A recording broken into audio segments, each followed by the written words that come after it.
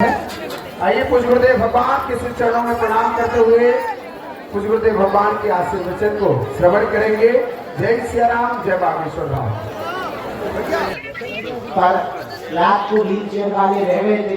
जब तुम्हें हमने वहां से प्रवचन सुनाया ऊपर से हवेली से, बगल में डला था बिस्तर।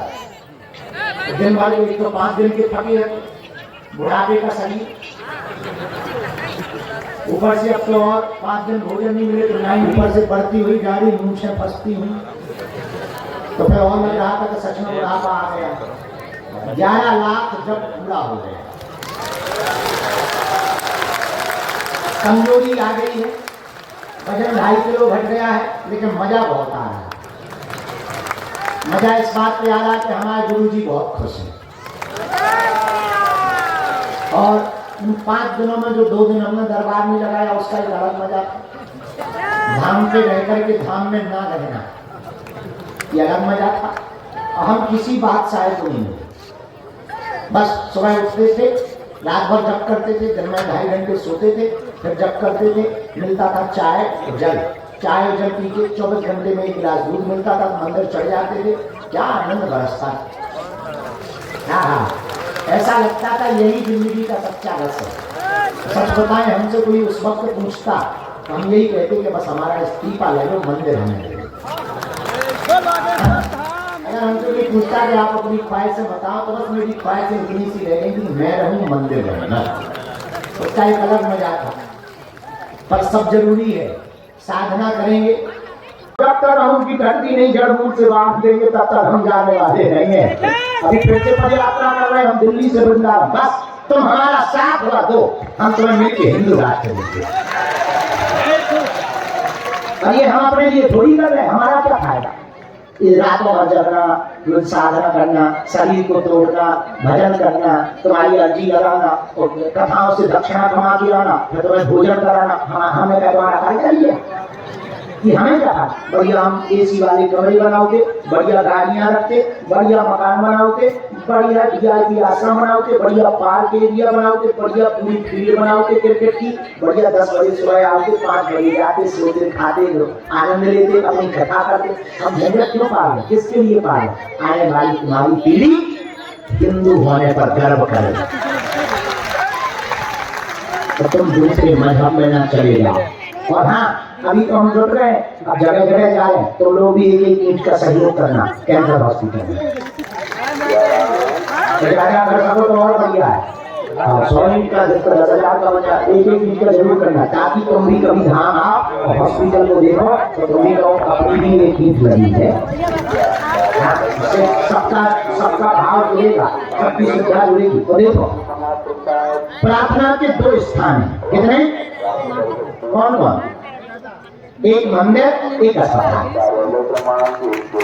प्रार्थना 2 ही जगह की जाती है, या तो मंदिर में की जाती है या अस्पताल में की जाती है। मंदिरों की प्रार्थना तो कई बार बनावटी होती है, पर कोई अपना आईसीयू में लेटा हो, अस्पतालों की दीवारों से जो प्रार्थना की जाती है वो दिल से प्रार्थना की जाती है। इसलिए हमने निवेदन किया, विचार किया है कि अब तक भारत में अस्पतालों में मंदिर थे, हम मंदिर में अस्पताल में। भारत के इतिहास में ये नई क्रांति होगी। बागेश्वर धाम आस्था का केंद्र भी है तो आरोग्य का केंद्र भी होगा। और उद्घाटन पर फिर से प्रधानमंत्री जी आए हैं, बल्कि काम शुरू नहीं हुआ है, और काम शुरू नहीं हुआ, उद्घाटन की घोषणा करने लगे। बताओ, और हम ऐसे ही उल्टे आदमी हैं। कई बार तो समझ में नहीं आता कि हमें क्या, कई बार ऐसे ही बताया, हमें लगने लगता कि दूसरे बोला से हम फेंके गए हैं। हनुमान जी की इच्छा है, वो लीला जा रहा है, वो जा रहा है, उनकी जगह। तो आप टेंशन ना लो, टेंशन को करो, पेंशन भेज रहे, टेंशन को भेजो पेंशन के लिए। आप तो चिंता मत करो, चिंतन करो, सदा सदा के लिए हनुमान जी की होगा। हाँ, कुछ पाने के लिए कुछ खोना पड़ता है। हाँ जी, हाँ जी, और बालाजी की कृपा पाने के लिए कुछ खोना नहीं पड़ता, हनुमान जी का होना पड़ता है। होने का मतलब नियम का पालन तो करना ही। अब तुम 6 दिन पियो होगा, मंगलवार को करो जय हनुमान ज्ञान सागर भूत साधन कटने नाम कटली के बड़े न कटा मुंह साल चंद्राली के हनुमान जी के घर के हम करें। तुम 6 दिन की है तो अरे भाई नियम का पालन तो करना पड़ेगा। लहसुन प्याज मांस मंदिर करके महीने में एक बार, 2 महीने में, 6 महीने में, 7 महीने में, हम तो कहते साल भर में, जब तुम्हारी हिम्मत हो, जब तुम्हें भगवान बुलाए। तुम यहाँ आए थोड़ी हो ना, आए हो तो हम तो कहना गुरु जी हम 20 बार आए हो, बुलाए हो। किसने बुलाया?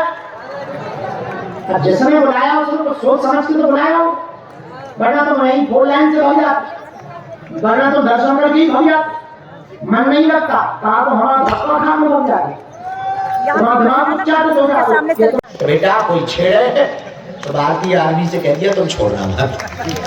ये तो प्रधानमंत्री तो ऐसे ही होना चाहिए, ऐसे ही प्रधानमंत्री काम का है। अब बताओ हर बार जो है हमले होते थे, हम लोग कड़ी निंदा करके पोस्ट डाल के कैंडल जला के सो जाते थे। अब बहुत बढ़िया है, जिनने हमारी नींद खराब करी उनके शहरों की नींदें खराब हो गई, पूरे देश की नींद खराब हो गई पाकिस्तान की। प्रधानमंत्री तो ऐसे ही होना चाहिए, दमदार। तो हमें तो बहुत मजा आया, आई प्राउड ऑफ यू। हमें तो बहुत ज्यादा गर्व है इस बात पे, इस बात पे भी हमें ज्यादा गर्व है कि हमारे बड़ा वाला भाई बड़ा खतरनाक टाइप का, हमें और ज्यादा प्रसन्नता है। तो अभी वर्तमान में बहुत बढ़िया चल रहा है। जीवन को साधने के लिए साधना जरूरी है। जब तक आप खुद को नहीं साधोगे, देवताओं को क्या खाक साधो। पाकिस्तान वालों से देखो, पाकिस्तान वालों की खुद की लुगाई नहीं सज, हम उनसे देश क्या खाक सजे। हालत देखो, उन्हें यही पता नहीं चल रहा है कि बम गिर कहां है, और क्या गजब की सिक्योरिटी है उनकी ही सिक्योरिटी पे बम फेंक रहे भारत वाले।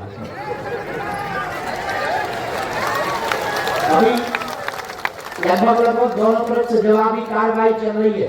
हमने तो कल उनके लिए हवन किया है, तुम लोग भी प्रार्थना करो भारत की आर्मी जवान सुरक्षित रहे, संरक्षित रहे। और ऐसे ही मिनी दिवाली पाकिस्तान में मनाते रहे। अभी लगातार अभी टेक्नोलॉजी की लड़ाई चल रही है, उस तरफ से ड्रोन फेंके जा रहे हैं, इधर से ड्रोन फेंके जा रहे हैं। और पाकिस्तान भिड़मंगा देश, बल्कि उनके आर्मी ने कहा है कि हम टैंकर ले जाना चाहते तो दूसरा बोला कि डीजल ही नहीं, ले कहां से जाओ। हालत बहुत खराब है उनकी। अच्छा अब वो बात ये हम है भारत की आर्मी, अब वो भारत नहीं है तो तुम हमें आंख दिखाओ, अब ये भारत है, अगर तुम उंगली दिखाओगे हम घर में घुस के मारेंगे। मजा देखना भारत की आर्मी का। I proud of you Indian army. हम 300 किलोमीटर भीतर घुसकर लाहौर में और कराची में घुस के मार रहे। इसी को झगड़ा कहते हैं। पहले बॉर्डर पर लड़ते थे, अब उनके घर में घुसकर मारते हैं और आंख दिखा के कहते हैं कि छेड़ोगे तो छोड़ेंगे। कल ऐसे बम फड़ाका हुए पाकिस्तान में थे कि पाकिस्तान वाले दुहाई मार रहे। अच्छा उन्हें पता ही नहीं चल रहा है, बम आके ढल जाता है। अच्छा तो पहले हमारे भारत में तो ड्रोन आने के पहले भी पूछता है कि घुसे कि ना घुसे, उसके पहले ही S-400 धर्म कर देता पाकिस्तान के ड्रोन को। लेकिन हमारे वाले भीतर घुस के जाते, पूछते नहीं, जब घर जाते हैं तब पता लगता है घर में। दहशत में है, दहशत में। और पाकिस्तान वालों को दहशत में रहना ही चाहिए। जब विचार करो सिंदूर इतना खतरनाक है तो हल्दी और मेहंदी इतनी खतरनाक नहीं। अच्छा पाकिस्तान वालों को हम सूचना भी देना चाहते हैं कि बताओ सिंदूर तो जाती है, हल्दी मेहंदी बाकी है। अब बताओ हल्दी मेहंदी के बाद में विदाई भी तो होती है। जब पालकी तो दुल्हन बैठती है तो क्या हाल होता है लोगों का। तो अपनी तैयारी बहुत अच्छे तरीके से पाकिस्तान को रखना चाहिए। लेकिन हर भारतीय से प्रार्थना है आप अभी से ही तैयारी करके रखें। अगर युद्ध छिड़ता है, हमने तो तैयारी कर ली है कि हम तो भारतीय आर्मी के साथ बगल में खड़े होने को तैयार। अगर युद्ध छिड़े तो तुम अपने बच्चों को भी तैयार रखना, तुम्हारे बेटा को भी तैयार रखना। और विवाहित माताओं से प्रार्थना है अपने पतियों को तैयार रखना। सरहद पर जाना पड़े देश को बचाने के लिए तो बिना रोके टोके अपने बच्चे को या अपने पति को सरहद पर बोल दें। हाँ हम कह देते कि हम पहले नंबर पे जाएं, ये पहले देखें। अगर जरूरत पड़ी भारतीय आर्मी तो हम पहले नंबर पर जाएंगे। ये बात बोलनी भी नहीं चाहिए, हम फिर से बोलेंगे अपने 100 500 रुपया तैयार करना, जरूरत पड़ने पर भारतीय आर्मी के खाते में डालें, क्योंकि ये लड़ाई केवल सैनिकों की नहीं है, ये लड़ाई देश की है, ये लड़ाई 140 करोड़ भारतीयों की है। वर्तमान में क्या हिंदू, क्या मुसलमान, क्या सिख, क्या ईसाई, सब भारतीय आर्मी के साथ हैं और रहना ही चाहिए। हम तो इतना और करेंगे प्रार्थना भारत सरकार से, भारत की आर्मी से। एक मिसाल, उनके घर में भी भारत में दादू जो गद्दार है,